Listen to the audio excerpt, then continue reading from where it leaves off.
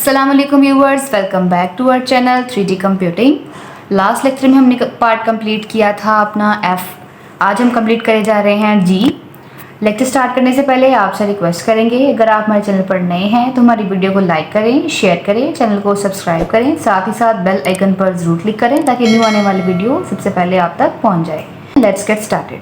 Part G हमारे पास, evaluate the following as accurately as possible assuming all values to be rounded. हमें दो values दी गई हैं, हम क्या करेंगे, सबसे पहले इसका एब्सोल्यूट एरर कैलकुलेट करेंगे, देन उसके बाद इसका रिलेटिव एरर कैलकुलेट करेंगे। चलिए हर बार की तरह हम क्या करेंगे, सबसे पहले लेट करेंगे x1 की वैल्यू 8.24 एंड x2 की वैल्यू सपोज करेंगे 5.33। साथ ही साथ हम क्या करेंगे, इसकी e1 की वैल्यू लिखेंगे और e2 की वैल्यू लिखेंगे। e1 की वैल्यू आएगी 1/2 मल्टीप्लाई 10 पावर -2, यहाँ पर भी 1/2 मल्टीप्लाई 10 पावर -2। अब क्या करेंगे, z की वैल्यू कैलकुलेट करेंगे। वो कैसे करेंगे, x1 प्लस x2 लिखेंगे। यहाँ पे कैलकुलेट करते हैं, 8.24 plus 5.33 13.57। 8.24 plus 5.33 which is equals to 13.57। अब हम क्या करेंगे, एब्सोल्यूट एरर इसका कैलकुलेट करेंगे, जिसके लिए क्या करते हैं हम लोग, ये e1 की वैल्यू और e2 की वैल्यू को प्लस करते हैं। e1 की वैल्यू हम लिख सकते हैं 0.5 multiply 10 power -2 plus 0.5 multiply 10 power -2। इसको हम यूँ भी लिख सकते हैं 0.005 प्लस 0.005। चलिए इसे भी कैलकुलेट करते हैं, 0.005 प्लस 0.005, ये बन गया हमारे पास 0.01। अब हम कैलकुलेट करेंगे इसका relative error. Relative error calculate करने के लिए क्या करेंगे, हम करेंगे एब्सोल्यूट एरर को और जो z की वैल्यू थी उन दोनों को डिवाइड। एब्सोल्यूट एरर की वैल्यू क्या आई थी, 0.01 डिवाइड बाय z की पॉजिटिव वैल्यू 13.57। चलिए इसकी वैल्यू कैलकुलेट करते हैं, 0.01 डिवाइड बाय 13.57। इसे हम लिख सकते हैं 0.07 मल्टीप्लाई 10 पावर -2।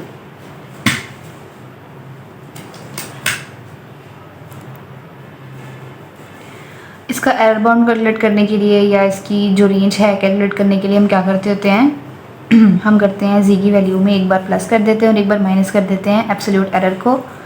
इसकी वैल्यूज़ कैलकुलेट करके लिखते हैं।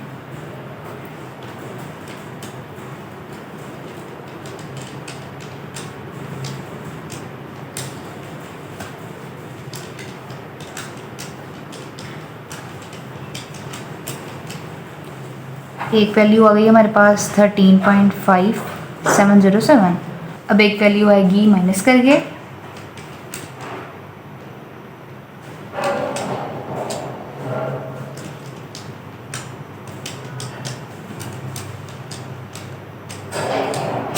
$13.5693। क्वेश्चन नंबर जी का पार्ट 1 कंप्लीट हो चुका है। चलिए सॉल्व करते हैं इसका पार्ट नंबर 2। इसे सॉल्व करने के लिए क्या करेंगे, लेट करेंगे x1 और x2 की वैल्यूज़ 124.53 एंड 124.52। z की वैल्यू कैलकुलेट करेंगे यहाँ पे, जो कि होगी x1 माइनस x2। 124.53 माइनस 124.52। चलिए इसे कैलकुलेट करते हैं, 124.53 माइनस 124.52, ये आ रहा है हमारे पास 0.01। नेक्स्ट हम इसका निकालेंगे एब्सोल्यूट एरर एंड साथ ही साथ रिलेटिव एरर। चलिए z की वैल्यू कैलकुलेट हो चुकी है, अब हम नेक्स्ट इसका फाइंड करेंगे absolute error. Absolute error find करने के लिए क्या करेंगे, e1 और e2 की पॉजिटिव वैल्यूज़ को प्लस करेंगे। e1 की वैल्यू क्या हमारे पास 1/2 मल्टीप्लाई 10 पावर -2, जिसे हम लिख सकते हैं 0.005। मैंने लास्ट वीडियो में भी बताया था। प्लस E2 की वैल्यू को भी हम लिख सकते हैं 0.005।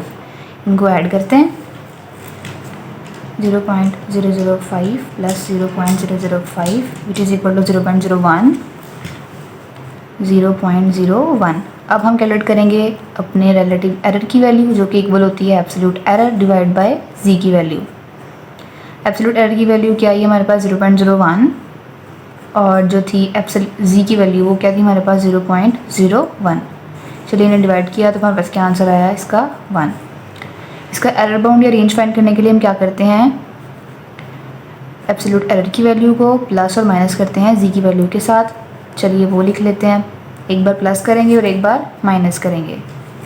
0.01 और 0.01 है, 0.01 प्लस 0.01 ये बनना है हमारे पास 0.02,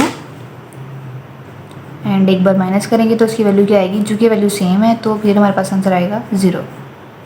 स्टार्ट करते हैं पार्ट नंबर 3। चलिए स्टार्ट करते हैं क्वेश्चन सॉल्व करना।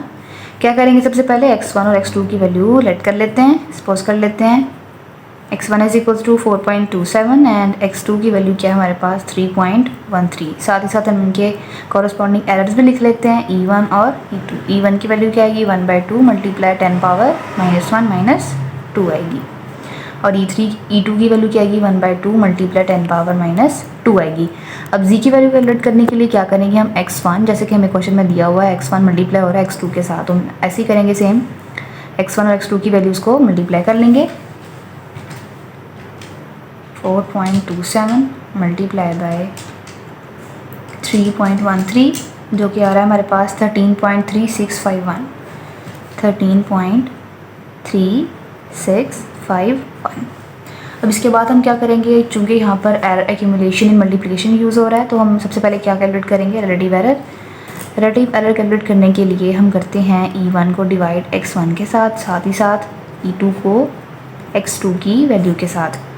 चलिए करते हैं सॉल्व। E1 की वैल्यू क्या है हमारे पास 0.005 डिवाइड बाय x1 की वैल्यू 4.27 प्लस E2 की वैल्यू क्या है 0.005 डिवाइड बाय x2 की वैल्यू क्या है 3.13।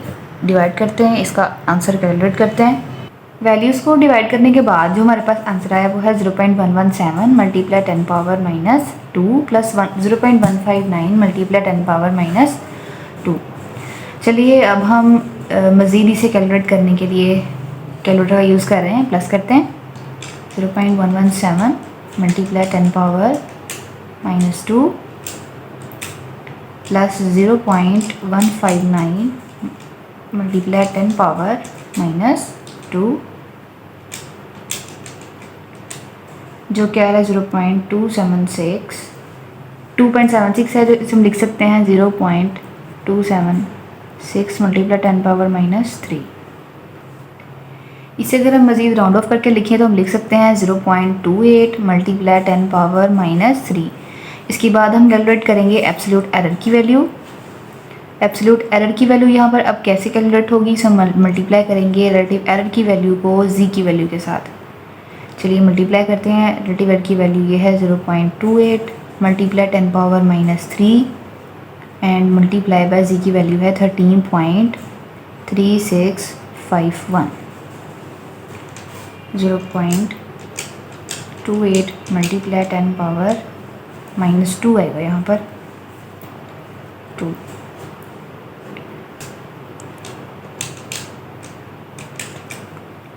मल्टीप्लाई बाय 13.3651, ये हमारे पास आया है 0.0374। इसका एरर बाउंड कैसे कैलकुलेट करना है ये मैं आपको पहले भी बता चुकी हूँ। जी की वैल्यू को प्लस करेंगे और माइनस करेंगे एब्सोल्यूट एरर की वैल्यू के साथ। आप इसकी वैल्यू कैलकुलेट करके हमें कमेंट सेक्शन में ज़रूर बताएं।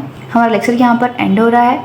आपका इस लेक्चर के अबाउट कोई भी क्वेश्चन हो तो आप हमसे कमेंट सेक्शन में पूछ सकते हैं, हम आपको एक्टिवली रिस्पॉन्स करेंगे। तब तक के लिए अल्लाह हाफिज़ एंड थैंक्स फॉर वॉचिंग।